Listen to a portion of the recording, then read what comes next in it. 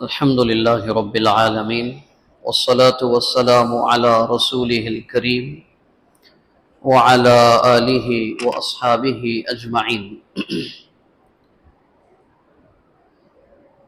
أعوذ بالله من الشيطان الرجيم. بسم الله الرحمن الرحيم. يا أيها الذين آمنوا اتقوا الله حق تقاته ولا تموتن إلا وأنتم مسلمون. وقال الله تبارك وتعالى: يا أيها الذين آمنوا اتقوا الله ولتنظر نفس ما قدمت لغد واتقوا الله إن الله خبير بما تعملون. ولا تكونوا كالذين نسوا الله فأنساهم أنفسهم أولئك هم الفاسقون. دو مختلف جگہوں کی مختلف آیتیں ہیں. پہلی آیت کا تعلق سورہ آل عمران کی 102 نمبر کی آیت سے ہے، اور دوسری جو آیتیں ہیں وہ سورہ حشر کی آیتیں ہیں، آیت نمبر 18 اور 19. اے ایمان والو، اللہ سے ڈرتے رہو جیسے کہ اس سے ڈرنے کا حق ہے، اور تمہیں موت صرف مسلمان ہونے کی حالت میں ہی آنا چاہیے. اے ایمان والو، اللہ کا تقوی اختیار کرو، اور ہر شخص کو یہ دیکھنا چاہیے کہ وہ آنے والے کل کے لیے آگے کیا بھیج چکا ہے، اور مزید اللہ سے ڈرتے رہو. بے شک اللہ کو ان تمام کاموں کی مکمل خبر ہے جو تم کرتے ہو، اور ان لوگوں کی طرح نہ ہو جانا جو اللہ کو بھول گئے، تو اللہ نے ان کو ایسا کر دیا کہ اپنے آپ میں گم ہو کر بھول میں پڑ گئے، اور یہ لوگ نافرمانی میں ڈوب کر رہ جانے والے لوگ ہیں.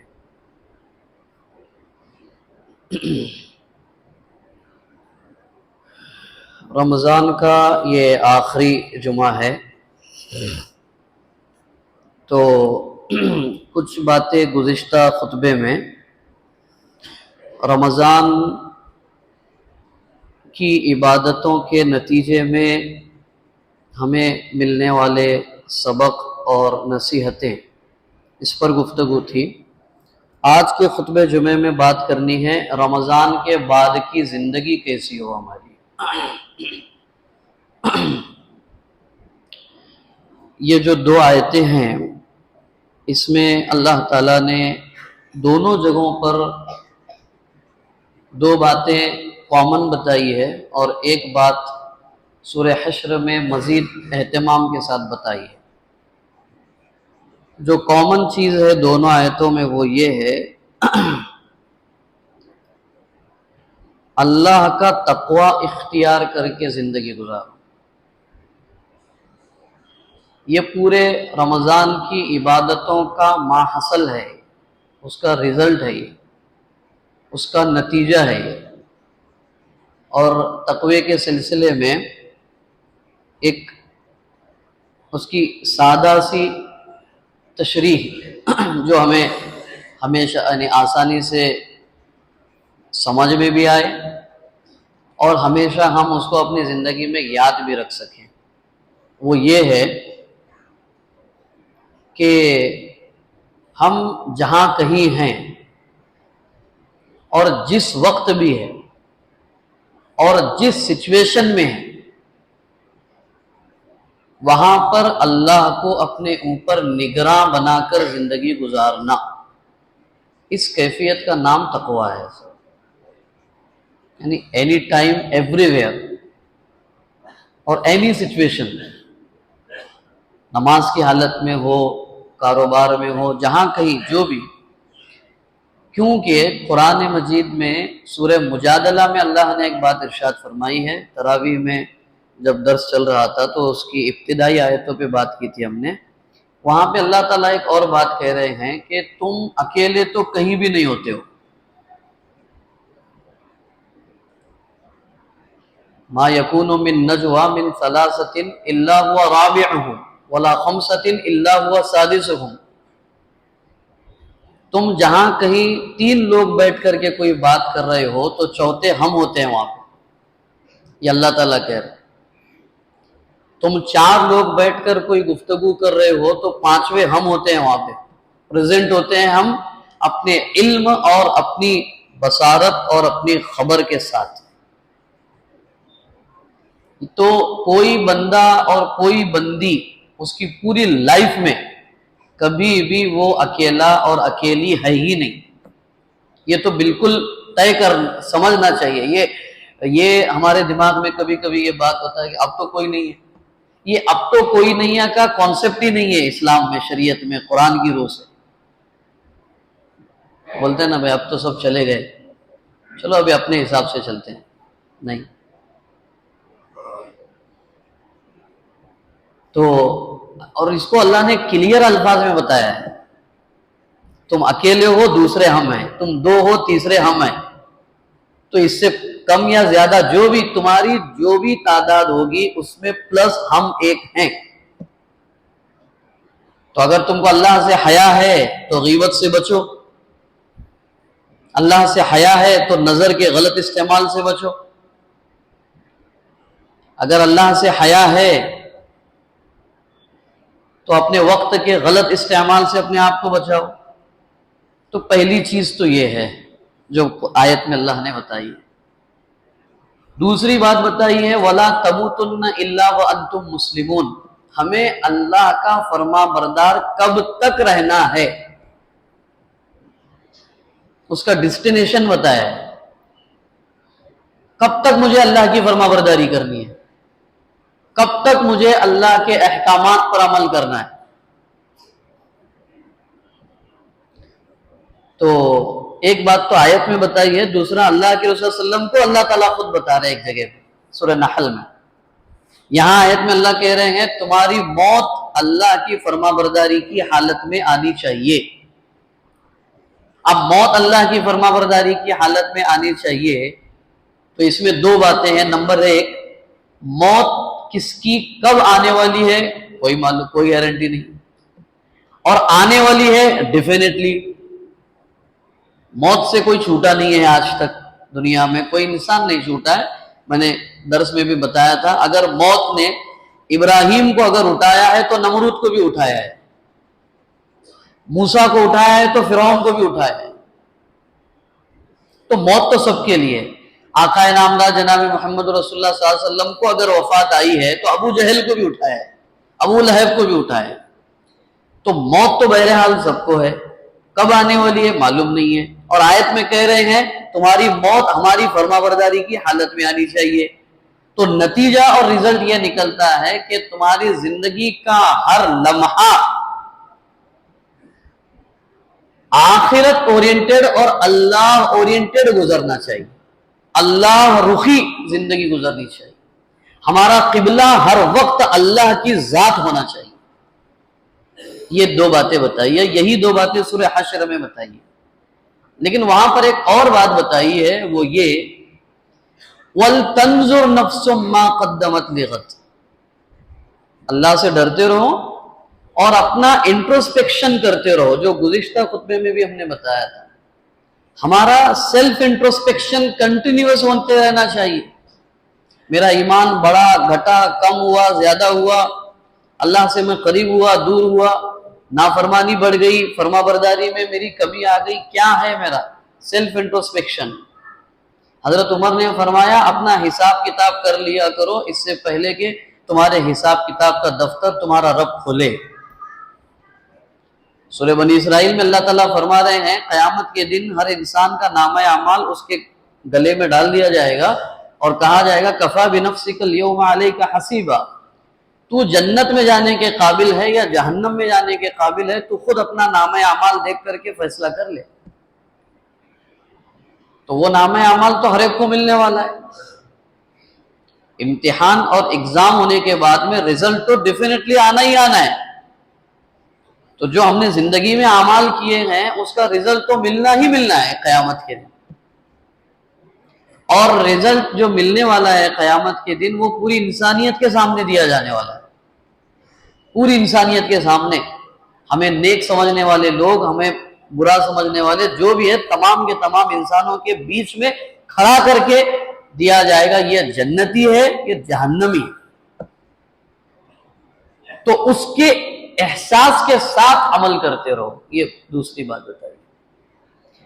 اور تیسری بات جو اس میں الگ سے جو بتائی گئی ہے وہ خاص اللہ تعالیٰ الگ سے بتا رہے، یا ایھا الذین آمنوا لا تکونوا کالذین نسوا اللہ، لوگوں ایمان والوں ان لوگوں کی طرح مت ہو جاؤ جو اللہ کو بھول کر زندگی گزارتے۔ ایک مہینہ اللہ کو یاد رکھا، اب ایک مہینے کے بعد میں اللہ کو بھلا کر زندگی گزارتے ہیں، ان کی طرح مت ہو جاؤ۔ اللہ کی نصیحت ہے، بیٹا باپ کی نصیحت کو بہت دھیان سے سنتا ہے، اسٹوڈنٹ ٹیچرز کے نصیحت کو سنتا ہے، یہ اللہ کی نصیحت ہے یہ کہ بندو مجھے بھول کر زندگی مت گزارنا۔ وَلَا تَكُونُوا كَالَّذِينَ نَسُوا اللَّهَ، اس کا نتیجہ کیا ہوگا پتہ ہے؟ اللہ تعالیٰ تمہارے بینیفٹ اور لاس، تمہارے فائدے اور نقصان سے تم کو بلائنڈ کر دیں گے، یعنی تم کو تمہارا فائدہ اور تمہارا نقصان ہی نہیں سمجھ میں آئے گا۔ ایسا اللہ تعالیٰ کر دیں گے اس نتیجے میں کہ تم نے اللہ کو بھلا دیا۔ یہ گویا کہ تمہیدی کچھ گفتگو تھی۔ رمضان کے بعد کے سلسلے میں سب سے پہلی چیز جو ہمیں گویا کہ کرنی ہے وہ یہ کچھ بکھری ہوئی گفتگو ہوگی۔ سب سے اہم چیز یہ ہے کہ عید کی رات اپنے اعمال کی قبولیت اور اعمال میں ہونے والی کوتاہی، غفلت کی معافی میں گزرنی چاہیے، پہلا کام۔ اور ہماری وہ رات کہاں گزرتی ہے وہ ہم اچھی طرح جانتے ہیں، اس پہ ڈسکس اور گفتگو کی کوئی ضرورت نہیں ہے، وہ وقت کی بربادی ہوگی۔ کہاں گزر رہی ہے وہ رات، یعنی اس کو ہماری زبان میں چاند رات بولتے ہیں۔ چاند رات کہاں گزر رہی ہے اور چاند رات کی ایکٹیویٹی کیا کیا ہے، جبکہ حدیث میں اس کو لیلۃ الجائزہ کہا ہے۔ لیلۃ الجائزہ یعنی اجرت لینے کی رات، سیلری لینے کی رات۔ ایک بندہ پورا مہینہ ورک کیا اور سیلری کے ٹائم پہ ایبسنٹ ہے، سیلری کے ٹائم پہ ایبسنٹ ہے، وہ غیر موجود ہے، تو کیا کہا جائے گا اس کو؟ تو پورا رمضان الحمدللہ عبادتیں، صدقہ، خیرات، جو بھی عبادتیں کی، اب ان عبادتوں کو قبول کروانے، اس میں ہونے والی غلطی کوتاہی کو معاف کروانے اور آئندہ کی زندگی اسی اعتبار سے گزارنے کی توفیق مانگنے کا وقت ہے۔ وہ رات شاپنگ کی نظر، وہ رات لہو و لعب کے نام پہ۔ ابھی کل پرسوں دیکھا ہم نے بچے، نوجوان ساتھی ہمارے، یہ مطلب ہم ایسا نہیں ہے کہ مطلب انگلی رکھ رہے ہیں، ایسی بات نہیں ہے۔ اگر کہا نہیں جائے تو پھر سمجھ میں کیسے آئے گا؟ 8-10 بچے جو ہے وہ فون پہ، پتہ نہیں اب وہ گیم چالو ہے یا نہیں ہے، پب جی گیم چالو ہے نہیں ہے معلوم نہیں مجھے، لیکن کھیل رہے ہوں۔ کل کی رات، کل 29ویں رات شب ہے، مغفرت کی رات ہے۔ اور گزشتہ 2 جمعہ پہلے کہا تھا ہم نے، اللہ کے فضل جبرائیل علیہ السلام کی بددعا ہے، ہلاک اور برباد ہو گیا وہ شخص جو رمضان کا مہینہ پا لیا اور اس نے اپنی مغفرت کا انتظام نہیں کیا، اور رسول اللہ صلی اللہ علیہ وسلم کہہ رہے ہیں آمین۔ تو اگر رمضان میں ہی اگر ہماری یہ حالت ہے تو رمضان کے بعد کیا ہوں گے ہم؟ تو پہلی چیز تو یہ ہے کہ رمضان کی جو آخری جو رات ہے اس کو ہم اپنی عبادتوں کی قبولیت کے لیے، اس میں ہونے والی غلطی کوتاہیوں کو معاف کرانے کے لیے، فیوچر لائف اللہ کی بندگی کے مطابق گزارنے کی اللہ سے توفیق مانگنے میں گزارنا چاہیے انشاءاللہ۔ دوسری چیز، یہ جو روزے ہیں نا 30 روزے، یہ ایک سمبول ہے دنیا کی زندگی کے لیے۔ یعنی صبح سے شام تک بندہ پابند زندگی گزارتا ہے، کھاتا نہیں، پیتا نہیں ہے، اپنی جائز ضرورت پوری نہیں کرتا ہے، اس سے بچا رہتا ہے اپنے آپ کو، اور یہ سب کام اس لیے کرتا ہے کہ اللہ کا حکم ہے یہ کہ اس سے رکنا ہے، اس لیے رکا رہتا ہے۔ تو جس بندے کی دنیا کی زندگی اس طرح پابندی کے ساتھ گزرے گی کہ وہ ہر موڑ پر، ہر لمحے، ہر فیلڈ میں، ہر کام میں، ہر وقت اس کانشیس کے ساتھ لائف گزارے گا کہ یہ اللہ کا حکم ہے اس لیے مجھے ادا کرنا ہے، اور یہ چیز اللہ نے منع کی ہے اس لیے مجھے رکنا ہے، اس کانشیسلی لائف اگر کوئی گزارتا ہے اس طرح کی، تو اللہ تعالیٰ اس کو آخرت میں اس طرح خوشی عطا فرمائیں گے جس طرح 30 یا 29 روزوں کے بعد اللہ تعالیٰ عید کی شکل میں اس کو ایک خوشی کا موقع عطا فرماتے ہیں۔ مطلب یہ ہوا، سمرائز کر کے اگر بات کو سمجھا جائے تو روزے دنیا کی زندگی کی مثال ہے اور عید کا دن آخرت کی زندگی کی مثال ہے۔ جس نے روزوں کی طرح اپنی زندگی پابند گزاری ہوگی اس کو آخرت میں عید کی طرح اللہ تعالیٰ جنت کی خوشی عطا فرمائیں گے، اور جس نے پابند زندگی نہیں گزاری اس کے لیے اللہ کے پاس کوئی خوشی کا اور کوئی مہمان نوازی کا کوئی وعدہ نہیں ہے۔ تو ہماری پابند زندگی گزرنی چاہیے، پورے یہاں سے موت تک کی زندگی ہماری۔ دوسری بات یہ، تیسری چیز رسول اکرم صلی اللہ علیہ وسلم نے جو فرمائی، اللہ کو وہ عمل پسند ہے جو مسلسل کیا جائے۔ صحیح مسلم کی روایت، مسلسل کیا جائے، اگرچہ وہ کوانٹٹی میں تھوڑا ہی کیوں نہ ہو لیکن مسلسل کیا جاتا ہے، اس میں کنٹینیوٹی ہوتی ہے۔ احب الاعمال الی اللہ ادومها وان قل۔ اب ہم نے روزے رکھے، اب روزے کو کنٹینیو کیسے کیا جائے؟ اس میں سب سے پہلی چیز صحیح مسلم کی روایت ہے، اللہ کے رسول صلی اللہ علیہ وسلم نے فرمایا جس نے رمضان کے مکمل روزے رکھے پھر اس کے بعد شوال کے 6 روزے رکھے۔ اب وہ شوال کے 6 روزے پورے شوال کے مہینے میں کبھی بھی رکھ سکتے ہیں، گیپ دے کر کے بھی رکھ سکتے ہیں، لگاتار بھی رکھ سکتے ہیں، بہرحال شوال کے مہینے میں یعنی رمضان کے فوراً بعد کا جو مہینہ ہے اس مہینے میں 6 روزے رکھنا ہے۔ تو جس نے رمضان کے روزے رکھے پورے اور شوال کے 6 روزے رکھے، کانا کصیام الدہر، گویا ایسا ہے کہ اس نے سال بھر روزہ رکھا۔ کیسے؟ اللہ کے پاس عمل کا کم سے کم درجہ 10% ہے، تو 3 کو اگر 10% کریں گے تو 300 ہو گئے، اور 6 کو 10 سے ضرب دیں گے تو 60 ہو گیا، تو 360 ہو گئے۔ تو ہمارا کھانا پینا وہ پلس میں رہا۔ یہ رمضان کے روزے اور شوال کے 6 روزے رکھنے پہ اللہ تعالیٰ سال بھر روزے دار کے طور پہ ہم کو لکھیں گے۔ یہ اللہ کا فضل ہے، اہتمام کرنا چاہیے ہمیں، یہ کنٹینیوٹی کی بات ہے۔ دوسرا، روزوں کو کیسے کنٹینیو رکھا جائے اس پر بات کر رہے ہیں۔ رسول اکرم صلی اللہ علیہ وسلم کا عمل تھا، معمول تھا، آپ اسلامی مہینے کے 13، 14، 15 3 دنوں میں ہمیشہ ہر مہینے کی 13، 14 اور 15 تاریخ کو آپ روزہ رکھا کرتے تھے۔ تو اہتمام کرنا چاہیے اس کا بھی، یہ ہے عمل کو جاری رکھنے کا۔ تراویح کی نماز پڑھ رہے تھے، تو اب تراویح کی نماز تو بقیہ دنوں میں نہیں پڑھی جا سکتی، تو نوافل کا اہتمام ہونا چاہیے، خاص طور پہ فرض نماز کے پہلے اور بعد کی نمازوں کا اہتمام ہونا چاہیے۔ فرض نماز کی پہلی اور بعد کی سنتوں کا، اشراق کی نماز کا ذکر ہے، چاشت کی نماز کا ذکر ہے۔ اشراق کی نماز کا ذکر یہ ہے کہ جو بندہ فجر کی نماز کے بعد اپنی جگہ پر بیٹھا رہے، ذکر و اذکار تلاوت میں مشغول رہے، سورج نکلے اس کے بعد 2 رکعت نماز ادا کرے، اللہ تعالیٰ اس کو ایک مقبول حج اور ایک مقبول عمرے کا ثواب عطا کریں گے۔ مقبول 2 رکعت نماز پڑھنا تو بہت بڑی بات ہے، اور یہ دنیا ہمارے لیے اعمال اور نیکیاں جمع کرنے کا وقت ہے، اور کب کس کا بلاوا آئے گا کوئی گارنٹی نہیں ہے، اس لیے اعمال اور وقت کو غنیمت سمجھے ہوئے عمل کرنا چاہیے۔ اللہ کے وسلم نے ایک مرتبہ فرمایا کہ مومن پر ہر جوڑ جو جوائنٹ ہے، اپنے جتنے جوائنٹ ہے ہر جوائنٹ کی طرف سے صدقہ دینا ضروری ہے، اس کی کیا کہتے ہیں تندرستی کی وجہ سے۔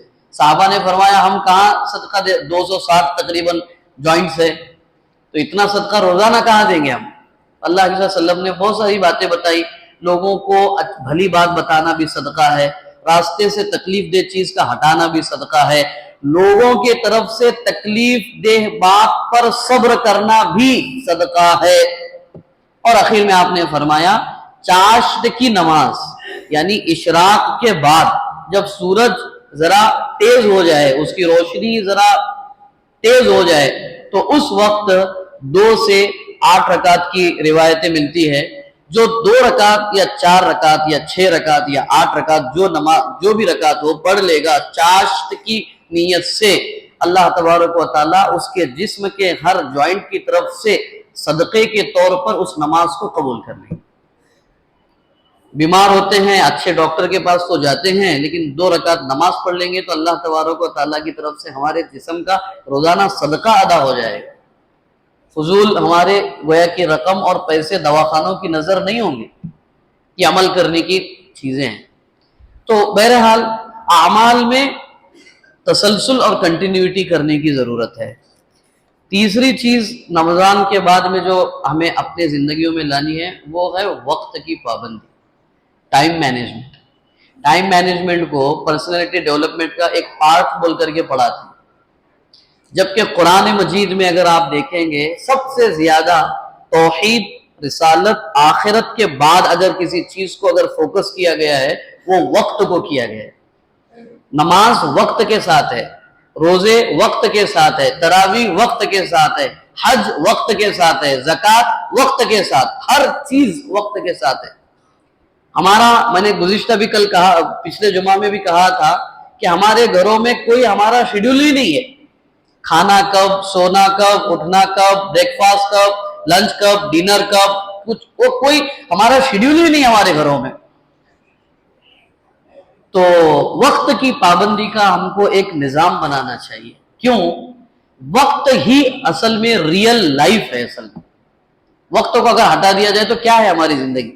وقت ہی زندگی ہے، اور وقت ہی اگر ہمارا برباد ہو رہا ہے، ضائع ہو رہا ہے، تو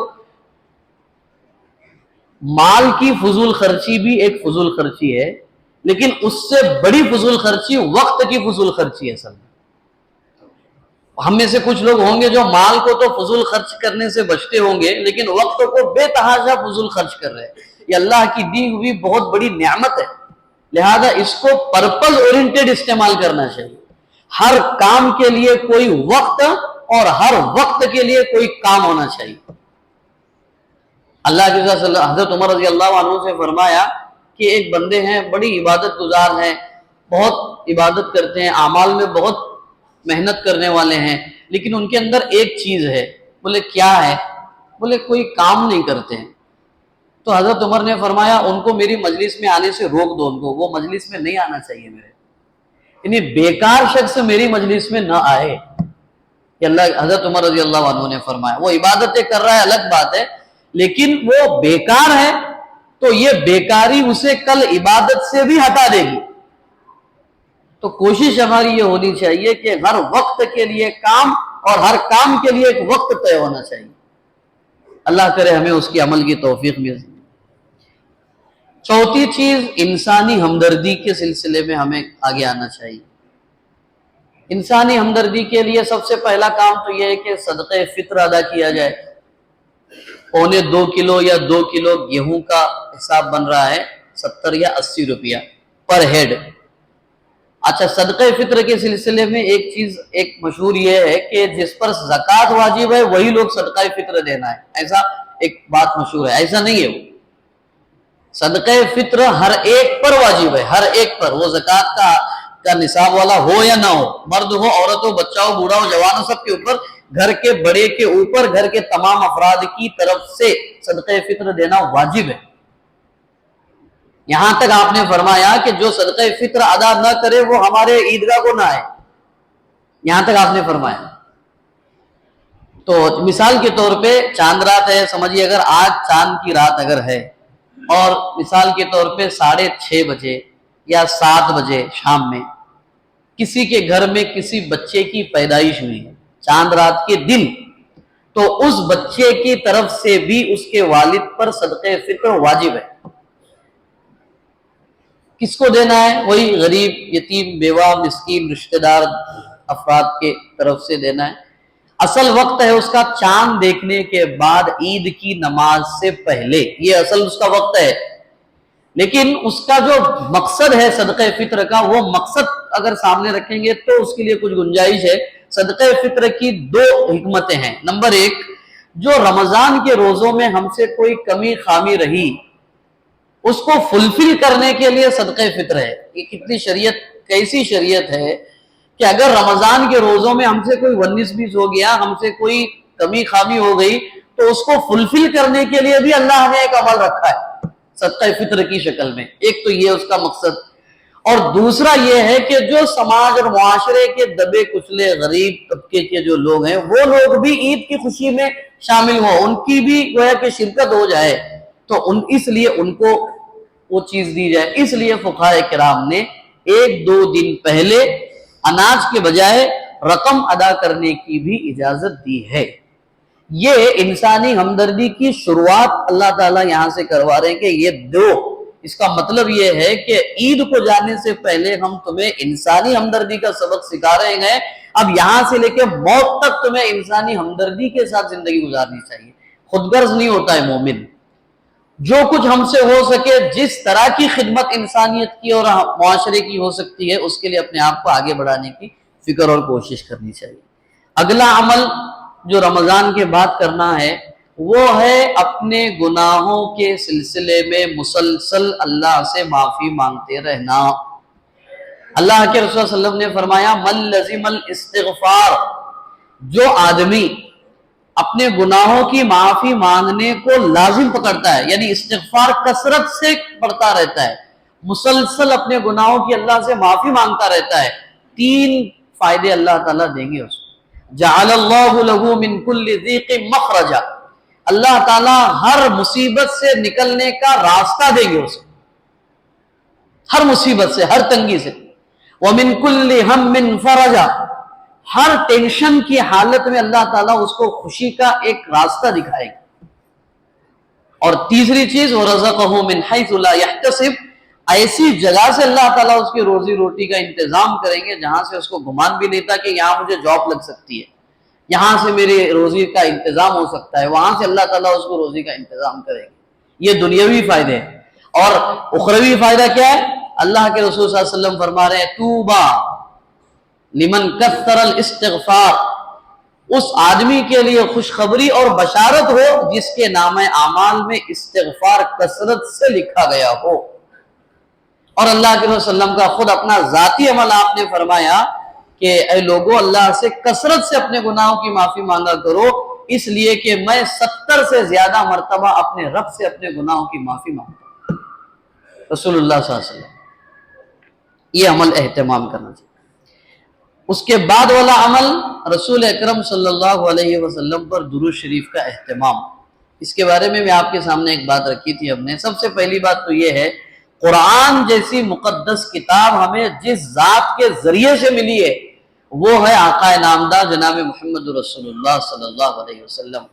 کتنی بے وفائی اور غداری اور کیا کہتے ہیں بے اعتنائی کی بات ہوگی کہ ہم اعمال تو کریں، لیکن ہم کو ہدایت جس شخصیت کے ذریعے سے ملی ہے اس کو ہم نے کبھی یاد ہی نہیں رکھا۔ میں نے گزشتہ کہا تھا نا آپ سے، اللہ کے رسول صلی اللہ علیہ وسلم کا آخر وقت جب تھا تو آپ کے ہونٹ ہل رہے تھے، صرف آواز بند تھی۔ حضرت عائشہ نے کان لگائے تو 2 باتیں کہی جا رہی تھی، 2 باتیں سنائی دے رہی تھی۔ ایک تو آپ کہہ رہے تھے الصلاۃ وما ملکت ایمانکم، لوگوں نماز اور تمہارے ماتحت جو لوگ ہیں، تمہارے انڈر میں جو لوگ ہیں، چاہے وہ بیوی ہو، بچے ہو، رشتہ دار ہو، مزدور ہو، ان کے سلسلے میں اللہ سے ڈرتے رہنا، یہ ایک بات۔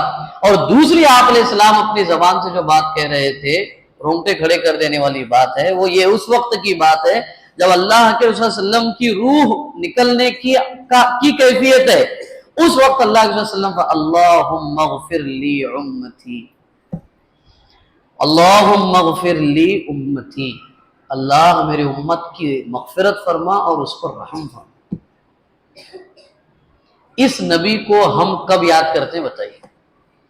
یہ نبی اپنی موت اور اپنی وفات کے وقت آپ کو اور مجھے یاد کر رہا ہے، ہم بے نمازیوں کو، ہم آنکھوں کی غلط استعمال کرنے والوں کو، ہم غیبت کرنے والوں کو، چغلی کرنے والوں کو، سود کا کاروبار کرنے والوں، سب کو اللہ کے رسول صلی اللہ علیہ وسلم اپنی وفات کے وقت یاد کر رہے ہیں، اور ہم کب یاد کر رہے ہیں؟ اس سے حد تو یہ ہو گئی، جب معراج کا جب وقت تھا تو جب اللہ تبارک و تعالیٰ اور اللہ کے وسلم کا کمیونیکیشن ہو رہا ہے، اللہ تعالیٰ اور رسول اللہ صلی اللہ علیہ وسلم کی گفتگو ہو رہی ہے، اس وقت اللہ کے نبی فرما رہے ہیں التحیات للہ والصلوات والطیبات، یہ جو التحیات پڑھتے ہیں یہ اللہ اور رسول اللہ صلی اللہ علیہ وسلم کی کمیونیکیشن ہے، کنورسیشن ہے، میری تمام بدنی، مالی، جسمانی، قولی ہر طرح کی عبادت اے اللہ آپ کے لیے ہے۔ یہ اللہ کے وسلم وہاں پہ کہہ رہے سدرۃ المنتہا کے پاس اللہ کے روبرو معراج کے وقت، تو اللہ کی طرف سے اللہ تبارک و تعالیٰ نے جواب میں فرمایا السلام علیک ایھا النبی ورحمۃ اللہ وبرکاتہ۔ کیا جملے ہیں یہ؟ اللہ تعالیٰ کہہ رہے ہیں السلام علیک، اے نبی آپ پر ہمارا سلام۔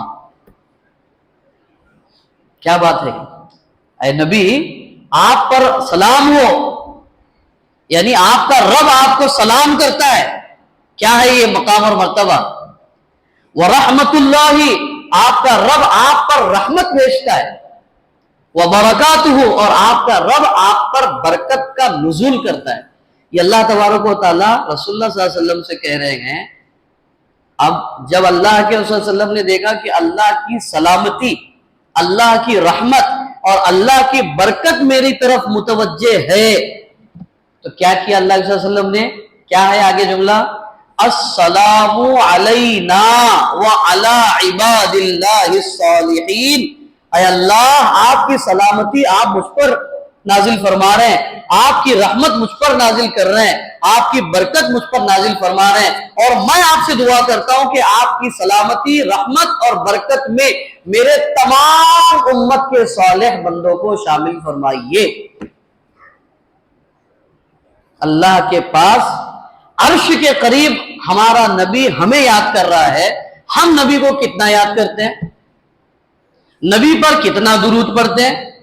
نبی کے لیے کتنا گویا کہ ہم نے وقت نکالا ہے کہ ہم اتنا وقت روزانہ رسول اکرم صلی اللہ علیہ وسلم پر درود پڑھیں گے۔ ابی بن کعب رضی اللہ عنہ فرماتے ہیں اللہ کے نبی میں جو دعا کرتا ہوں اس دعا کا کتنا حصہ میں آپ کی درود کے لیے خاص کروں؟ تو بولے جتنا چاہے اتنا کرو۔ بولے 1/4 کروں تو؟ بولے جتنا چاہے کرو۔ اگر ہاف آدھا کروں تو بولے جتنا چاہے کرو۔ اگر پورا کے پورا وقت میں اپنی دعا کا، میں جو دعا مانگنا چاہتا ہوں وہ دعا نہ مانگ کر صرف آپ پر درود ہی پڑھتا رہوں تو کیا ہوگا؟ اللہ کے رسول نے فرمایا ابئی تو پھر تو وہ تمہارا میرے اوپر درود پڑھنا تمہاری ہر تکلیف، ہر مصیبت، ہر تنگی کو دور کرنے کے لیے کافی ہو جائے گا۔ اس کا اہتمام کرنا چاہیے مجھے، آپ کو، تمام کو، ہمارے بھائیوں کو، بہنوں کو، تمام کو۔ اور آخری چیز، قرآن مجید کو ہم نے سنا پورے رمضان میں، الحمدللہ۔ اب اس قرآن کا پیغام انسانیت تک پہنچانے کے لیے اپنے آپ کو تیار کرنا چاہیے، چاہے وہ قرآن کا مختلف زبانوں میں ترجمہ ہو، چاہے لوگوں کو کسی فنکشن میں بلا کر کے قرآن مجید کو پہنچانا ہو، قرآن سننے کے بعد قرآن کو پہنچانے کی فکر اور کوشش کرنی چاہیے۔ یہ تھا رمضان کے بعد کرنے والے کام۔ ایک مسئلہ جو خاص طور پہ بہت بڑے پیمانے پہ ملک میں، شہر میں، صوبے میں جو چل رہا ہے وہ ہے ہماری مسلم بچیوں کا مسئلہ۔ دو باتیں کہنا چاہتا ہوں، ایک مسلم بچیوں سے، مسلم بچیوں سے، بہنوں سے یہ بات ہے کہ دیکھیے، سب سے پہلے تو یہ بات طے کر لیجئے، اللہ نے آپ کو اپنے ایمان کے لیے منتخب کیا ہے، یہ دنیا کی آپ پر سب سے بڑی نعمت ہے، یہ اللہ کا آپ پر سب سے بڑا فضل ہے۔ دنیا میں آپ کے لیے اگر کوئی سب سے سپیریئر، اگر کوئی گفٹ فرام گاڈ، فرام اللہ اگر ہو سکتا ہے تو وہ ایمان ہے، وہ آپ کو اللہ نے دیا ہوا ہے بغیر مانگے، آپ اس کی قدر کیجئے، نمبر ایک۔ دنیاوی فائدوں کے لیے، دنیاوی مفاد کے لیے اپنے ایمان کا سودا کرنا، یہ اللہ کے دیے ہوئے تحفے کی توہین کرنا ہے۔ اور جو اللہ کے دیے ہوئے تحفے کی توہین کرتا یا کرتی ہے، اللہ تبارک و تعالیٰ کے پاس قیامت کے دن اس کا کوئی مقام اور مرتبہ نہیں ہوگا۔ نمبر ایک۔ نمبر دو، آپ ہمارے ذہنوں میں یہ ہوتا ہے کہ ماحول بہت خراب ہے، کالجز کے ماحول بہت خراب ہے، اسکولوں کے، یونیورسٹیز کے، آفیسز کے، جاب پلیسز کے ماحول بہت خراب ہے۔ مجھے بتائیے، فرعون سے زیادہ ماحول خراب ہے؟ فرعون کے محل سے زیادہ ماحول خراب ہے؟ یاد کیجئے آسیہ کو، وہ فرعون کی بیوی ہے، وہ فرعون کے محل میں رہتے ہوئے اللہ کی فرما بردار بندی کی حیثیت سے زندگی گزارا اس نے، اور ان کا نتیجہ یہ ہے کہ اللہ تبارک و تعالیٰ نے اس کا نتیجہ یہ دیا انہیں کہ قیامت کے دن اللہ تبارک و تعالیٰ حضرت آسیہ کا نکاح رسول اللہ صلی اللہ علیہ وسلم سے جنت میں کروائیں گے۔ میں کہنا یہ چاہ رہا ہوں، تھوڑی سی جھوٹی ہمدردی کے لیے کوئی چیز آپ کو کسی کی طرف سے دی جائے، کوئی آپ سے ہمدردی کا گویا کہ جذبے کا اظہار کیا جائے، یہ ہمدردی، یہ چیزیں، یہ جذبے آپ کی موت تک ہو سکتا ہے ساتھ دے، یا اس کی اور اس کے علاوہ کوئی گارنٹی نہیں ہے، لیکن آپ کو اپنا ہمدرد اگر بنانا ہے تو وہ اللہ کو بنائیے۔ اللہ کو اگر ہمدرد بنا لیں گے تو میں نے درس میں بھی یہاں پر ہماری بہنوں سے کہا تھا، اگر ہم کو ایسا لگتا ہے کہ ہمارا شوہر ہم پر ظالم ہے، ہمارے ماں باپ ہمارا کیئر نہیں کرتے ہیں، ہمارے بھائی ہمارے ساتھ صحیح برتاؤ نہیں کرتے ہیں، یہ سب پر صبر کیجئے اللہ کے لیے۔ اللہ تبارک و تعالیٰ آپ کی اس زندگی کے بعد جو زندگی اللہ تبارک و تعالیٰ عطا کریں گے، وہ زندگی ہوگی پوری دنیا آپ پر رشک کر رہی ہوگی۔ تو فرعون کی بیوی حضرت آسیہ کی زندگی کو ماڈل بنائیے۔ وہ فرعون کے ساتھ رہتی ہوئی اپنے اللہ سے دعا کر رہی تھی، اللہ مجھے فرعون کے عمل سے نجات عطا فرما، اور مجھے جنت میں ایک محل عطا فرما جو تیرے پڑوس میں ہو۔ کس کے؟ اللہ کا نیبرہڈ ملے مجھے، اللہ کا پڑوسی ہونے کا شرف مجھے حاصل ہو، اس لیے کہ میں یہاں پر فرعون کے ساتھ رہتے ہوئے اس کی شرک، اس کی بت پرستی، اس کی ہر قسم کی نافرمانی سے اپنے آپ کو بچا کر تیری فرمانبرداری کے ساتھ زندگی گزار رہی ہوں۔ یہ ہے ہمارے لیے ماڈل۔ اور ہمارے بقیہ احباب اور ساتھیوں سے ایک بات یہ کرنی ہے کہ جو میں نے اس سے پہلے بھی کہی تھی، یہ جو خبریں آتی ہے چلتی ہے، اس کو پھیلانا، آگے بڑھانا، اس کو بند کر دیجیے۔ ہاں، کام ایک کرنے کا یہ ہے کہ ہمارا کوئی محلہ ایسا نہ ہو کہ جہاں پر ہمارے نوجوان بھائیوں کے لیے، ہماری نوجوان بہنوں کے لیے دین کو سیکھنے کا کوئی بہتر سے بہتر انتظام نہ ہو۔ ایسا کوئی محلہ نہیں ہونا چاہیے۔ ہمارا منتھلی بیسس پہ ہمارے گویا کے لیکچرز ہونے چاہیے۔ پردہ کیا ہے، گھریلو زندگی کیا ہے، یہ ایک سے زیادہ شادیوں کا نظام کیا ہے، یہ نکاح و طلاق کیا ہے، پردہ کیا ہے، یہ جو چیزیں جن پر لوگوں کی طرف سے گویا کے اعتراضات کیے جا رہے ہیں، مسجدوں میں، اگر تمام مسجدوں میں نہ ہو تو شہر کی بڑی گویا کے مرکزی مسجدوں میں ہفتہ واری ہو، 15 دن کا ہو یا مہینے کے ہو، لیکچرز گویا کے رکھنے کی ہم لوگ کوشش کرنی چاہیے۔ اس میں گویا کے نوجوان بھائیوں اور بہنوں کو جو ہے خاص طور پر مدعو کیا جانا چاہیے۔ دیکھیے، آج بھی ہمارے نوجوان بچوں کا ضمیر زندہ ہے، آج بھی زندہ ہے الحمدللہ، لیکن ہمارا اپروچ ہونا جو ہے وہ کم پڑ رہا ہے اصل میں۔ ہم بتانے میں کم پڑ رہے ہیں، ہم سمجھانے میں کم پڑ رہے ہیں اصل میں۔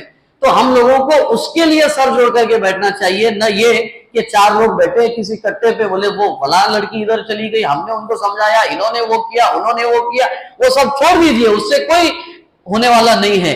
کرنے کا کام یہ ہے کہ ہم اپنے سطح پر کیا کام کر سکتے ہیں۔ ہر محلے میں گویا کہ دین کی تعلیم کا نظم ہونا چاہیے۔ یہ ظلمتیں ہیں اور اس کا ایک ہی حل ہے کہ ہم روشنی کا انتظام کریں، اور روشنی اللہ کی کتاب اور رسول اللہ صلی اللہ علیہ وسلم کی زندگی کی شکل میں الحمدللہ ہمارے پاس موجود ہے۔ اس کے لیے ہم لوگ فکر کریں، کوشش کریں، شادیوں کو آسان بنائیں۔ یہ جو مسائل ہو رہے ہیں اس میں بہت سارے